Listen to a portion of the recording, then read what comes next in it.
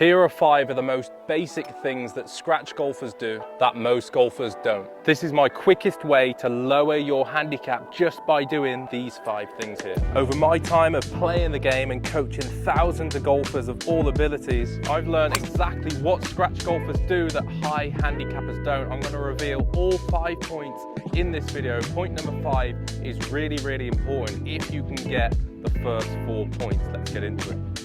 So number 1, scratch golfers will very rarely aim directly at flags on approach play or par 3s. They will always hit towards the flesh or the meat of the green. So in this scenario here, on my watch, I'm looking at the middle of the green yardage. I'm not really looking at the front. Occasionally, I'm going to look at the back to make sure I pick the right club, that on a worst case, it's going to get there. But if we're just looking at placement on the green, where we want to be, I can see this pin is kind of middle to left side of this green. So I'm no way aiming directly at that flag. I'm going to match my shot pattern and my shot shape. So wherever I finish, I'm going to be on the right in the fat of the green. So a really easy way to do it is just look at the flag and then decide where is the biggest section of green. And in this instance, it's definitely right of that flag. So then I'm going to take my shot shape, I'm going to fit that into the hole. So my shot shape currently is a little bit of a fade. So this would mean I'm going to aim directly at the flag, and then my fade is probably going to take me to the middle or the fat part of the green. If not, I'm going to aim a little bit right of it. So I know that my shot shape is always taking me to the biggest part of the green. Stats tell us that the more greens that we hit, the lower our scores become, and then the lower our handicaps are going to be. So let's give this one a go. So I'm going to aim directly kind of just right of the flag, and I know that if I hit a dead straight one, it's going to end up pretty close to it if I've got the yardage right. But if it does fade away, I'm going to be safe. I'm going to be on the middle of the green. So let's give this one a go. So moving my baseline, not at the flag, just right of it. I know if it leaks a little bit over to that right side, it's still going to be okay, and in the middle of that green.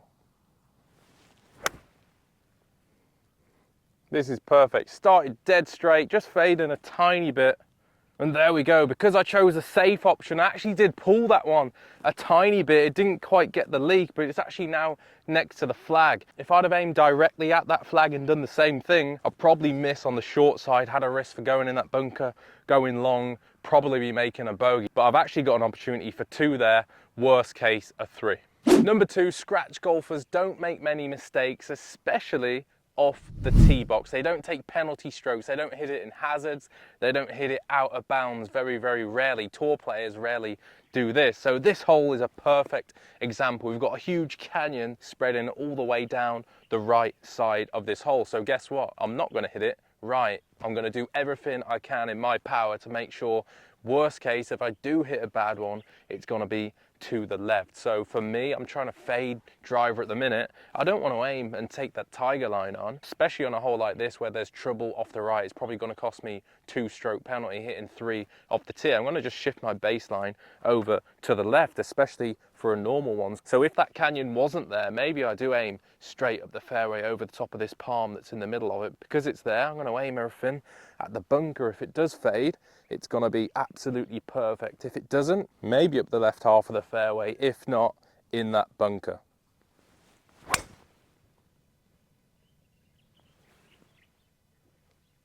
Perfect. And then try this as a little bit of a bonus. I always like a go-to when everything is going wrong. For me, that's a low tee. I'm going to try and hit a squeeze cut. Say there was trouble up the right, trouble up the left. I still don't want to make any mistakes. For me, a low tee just forces me to cut it from left to right. It might roll out a bit more, carry a bit shorter, but I know exactly what that flight's going to do. So I'm going to shift everything even more left, grip down the club, and commit to that golf ball. Perfect, perfect shape in the fairway, no penalty strokes. Before we look at points 3, 4, and 5, make sure you hit that subscribe button down below so you never miss a weekly video just like this to help you lower your scores. Scratch golfers and below are really, really good at reading the lie. Let me give you some examples. This one seems like normal fairway. But when we look closer, I can see this grass is growing against me. So we call this against the grain. So this is either been mowed in this direction or the grass is naturally going in this direction. So this is going to affect how the club actually interacts with the ground, therefore how the ball is going to jump off the club face and how it's going to then react on the green. So I'm able to figure that out, make the right adjustments for this shot so I can get the best results, get it close and save a par or make a birdie. So for example, this instance, grass going against me, I don't really want any leading edge because that's going to severely dig in. You can even find out as you're practicing just by dragging the club and seeing how it bounces up off the ground. So if I open the club face here and just play things pretty standard, I know that club isn't going to dig in as much because I've added a bit of bounce, bit of resistance. I might put the toe down in the ground, and I actually just like to feel a little bit of a draw in this example.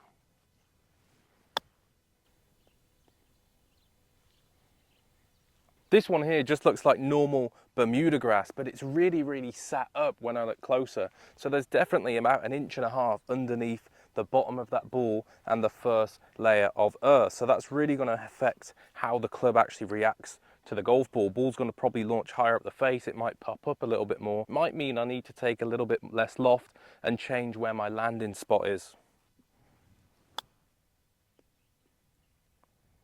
This one here, you can barely see the top of that golf ball. This is exactly the same type of grass that the last one was in. The last one was sat up, this one's really sat down. So pay close attention to this one. This one's easier to see, but you could even have this on a minute level. So this means I need to change one, how the face interacts with this type of ground, what sort of swing I'm gonna need. Am I gonna need steeper components? Am I gonna need shallower components? And then how do I adjust my landing zone to make this type of lie work, because the ball's probably going to run out a little bit more. So I'm going to add the ball back of the stance, keep the club face open. I'm definitely going to add steeper components here. So is it a bit more wrist hinge? Am I cutting a bit more across this ball? I like to feel a little bit of both in this sort of lie. So open face, lean in a little bit left because this grass is going to restrict my access to the back of the ball. Maybe adjust my landing zone so it's back a little bit more.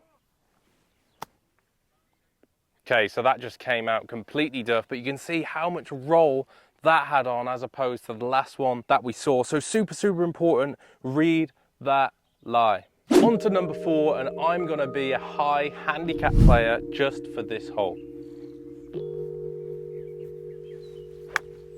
Oh, what the was that? That is terrible, this game. That was so bad. I can't believe I've just done that. Left myself this now. Oh, God, I hate this game.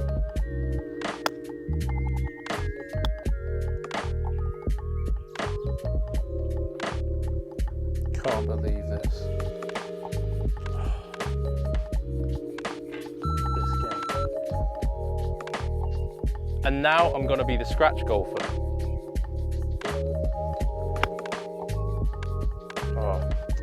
Bad one, but maybe I can still get some out of this hole. All right, that was a poor approach, but let me see what I can get out of this hole. Has to land short. Wind's a little bit off the left. Let's try check one up the bank. Oh, it's perfect. Save par from there. Come on then, this is to save my par.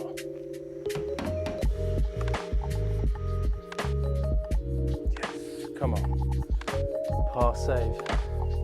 So point 4 is all about resilience. Scratch golfers and tour pros have unbelievable mindsets and resilience. They don't let bad shots affect them. High handicappers will hit a bad shot and they'll let that affect them all the way up the hole to the point where they make doubles, triples, quadruple bogeys. Scratch golfers always make the most out of every situation on the golf course and they don't give in. I always like this, have a 7-pace rule. So as soon as you hit a bad shot, because golf is a game of bad shots and misses, as soon as you hit a bad shot, as soon as you step past your 7 paces or however many paces you need, as long as it's not 400 paces, that's your time to be annoyed, to slam a club if you need to, because you can get it out there if you want to snap a club or break a club or curse or whatever you've got to do.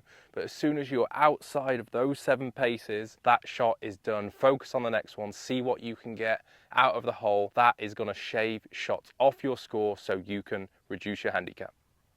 Point number 5 is super boring, but honestly, it can save you so many shots off your score. I see amateurs do this all the time, is they just get up to the ball and they don't even think, they give themselves no time and they just hit it and they get poor results and they don't know why. So scratch golfers and tour players, I'm going to keep reiterating, tour players, they give themselves time before the shot to think about what they want to achieve. So what's the yardage? The yardage is 150. Are we uphill or downhill? We're 5 yards uphill, so I'm going to call that 155. Where's the wind? Well, the wind is kind of off my back slightly into, so I might need to add some more yards. That might then lead me on to changing my club that I'm using. How's the grass? Well, it's sitting on a little upslope, so it means the ball might pop up a little bit more. These really simple things, if you start doing these now, they're going to save you so many shots off your score. And then it goes into the pre-shot routine.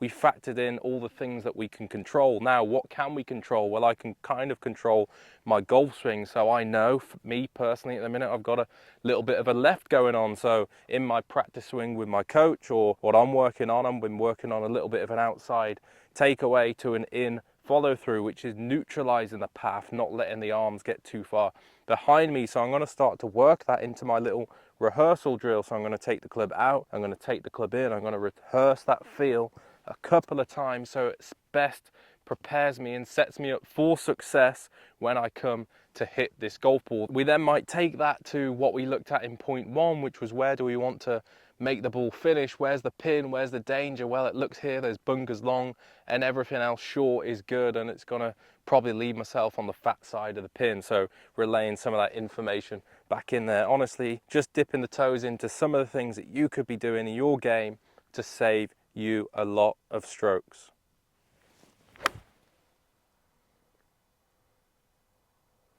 Perfect. Guys, so I hope that helped getting you into more of that scratch golfer's mindset. 5 of those things you can start to implement into your games now. Give it a go out on the golf course. Let me know down in the comments how it goes. Hope you enjoyed that video. Make sure you subscribe so you don't miss weekly videos just like this, all to help you lower your scores and your handicap. Thanks for watching, and we'll see you next time.